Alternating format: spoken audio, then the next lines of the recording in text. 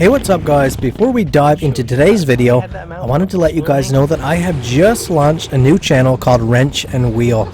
And all you guys that enjoy all the power sports stuff, the motorcycles, the trucks, the cars, the tractors, snowmobiles, all the engine, the grunt on this channel, I would welcome you to come and subscribe to the new channel, because that is going to be the sole focus of the new one. There's not going to be much content to find there yet besides this awesome trailer you're watching right now.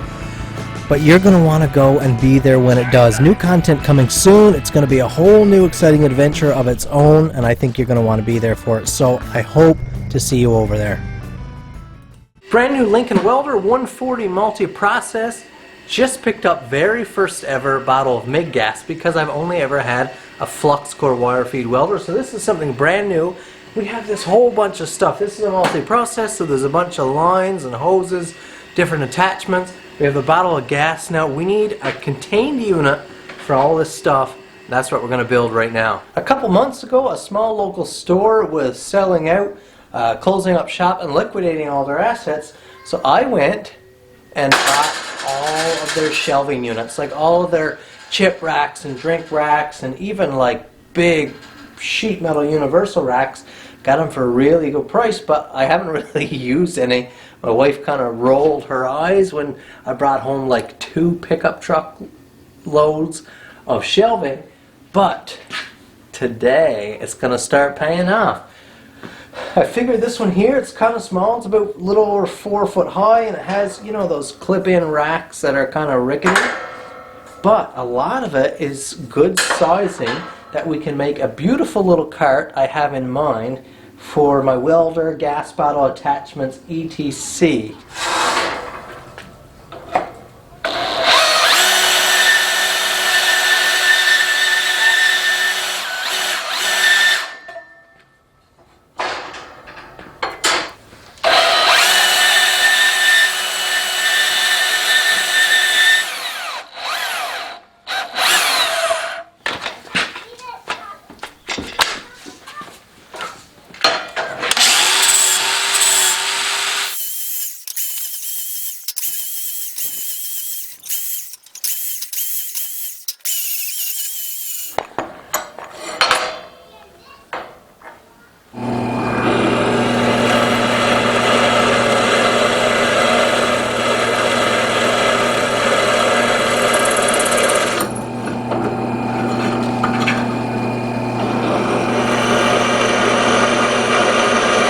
Different drilling through that mild steel compared to my knife steel. Man.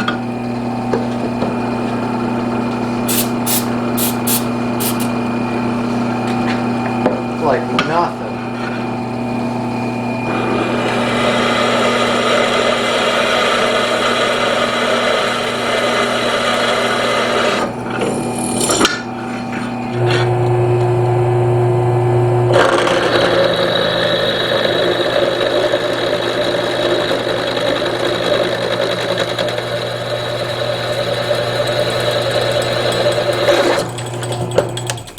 For all of you who don't know, there is an art and a tremendous amount of skill.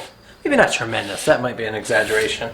There's an art and a skill to drilling properly, both in wood, steel, various materials, but especially in steel, to drill effectively and produce a good hole, to manage temperature control, to get an effective cut, to not spoil bits and break bits.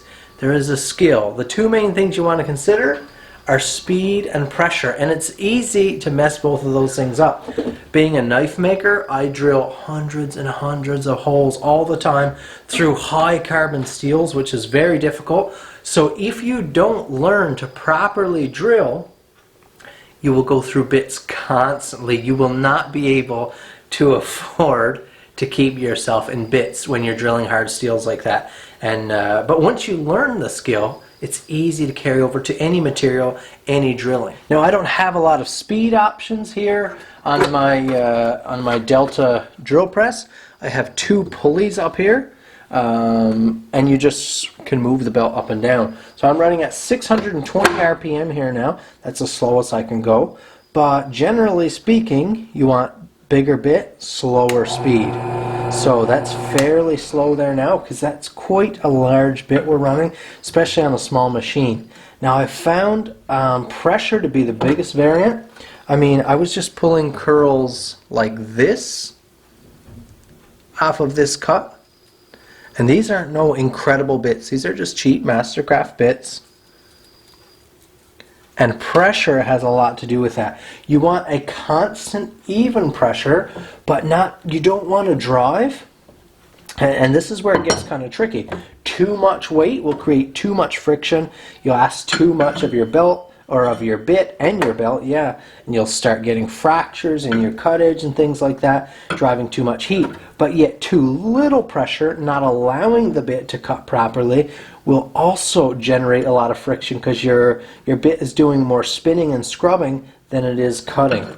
So you want to be constantly giving enough pressure to be cutting away the hot material and creating a new face, while not pushing it too hard that you damage your bit or your machine. So it's definitely an art and it's difficult to explain. See, lots of pressure, good pressure.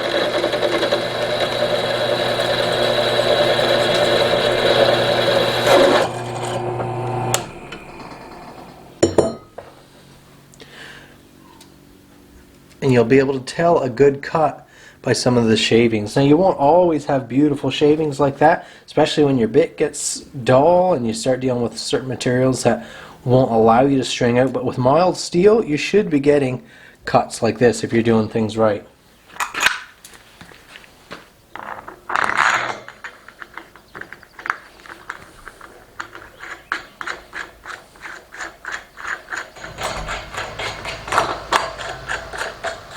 So this is looking good so far, just what I want. I'm playing around with a couple holes that are already made here. These are some rubber coated plastic wheels, maybe like lawnmower wheels that I found kicking around. I want it so that I can tip it up kind of like I believe they call them hand trucks, where you just tip it back and you can roll it and scoot it around. Maybe some hangers on the side since it's so tall to wrap my leads around, that type of thing. Or racks here. I've got the bolts through with the wing nuts just for temporary adjustment because I can still adjust it, of course. I'm not sure if I want a slight back lean versus a vertical. I'm going to set it where I want it, and then we'll run welds, and the bolts can either stay there or be removed, doesn't matter. Now, if we can get a bottle to sit something like that, we have room for another bottle here because we've got the MIG gas here now. We can run MIG.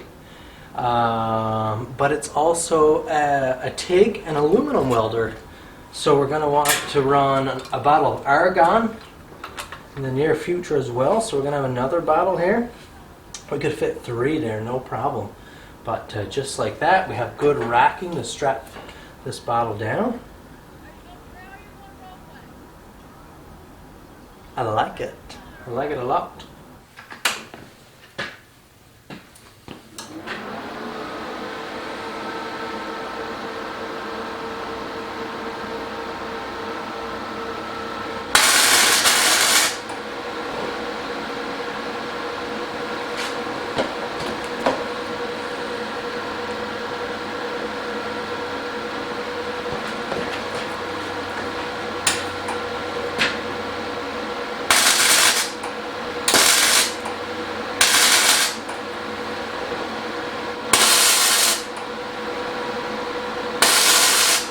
Now that I have that bottom tray welded on right where I want it so I could rest my bottle and check my angle, now I've set it up here just how I want it, and I'm going to tack those bottom legs into place. Once that's done, I'm just going to tack them so they sit, and then I'm going to get it up on the bench so I can properly weld it. But tacks first.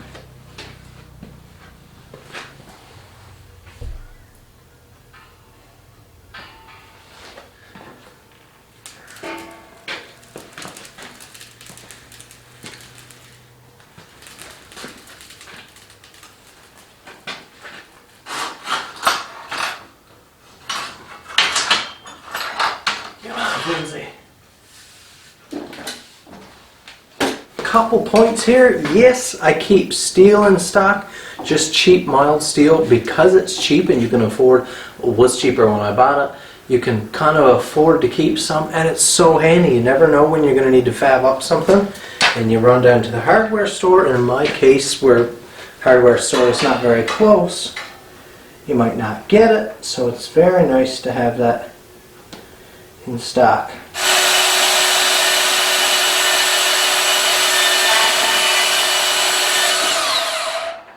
Just that simple.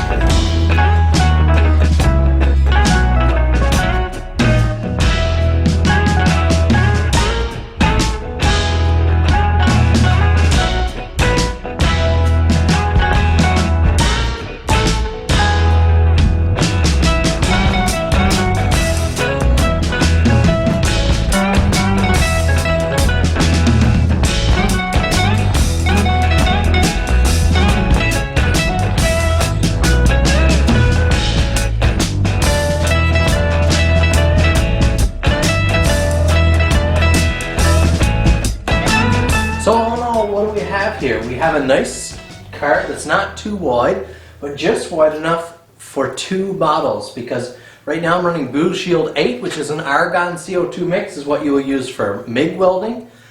But when I'm running TIG, which this welder is capable of, you need to run it pure argon, and that's for aluminum welding, I believe, as well as pure argon. Although we're not set up tool-wise, you need to buy the attachments for our welder and another bottle, so it's a little bit of an expense again, so it'll be a little while, but we have the room there for that bottle. This bottle's all strapped down now, it's hooked up.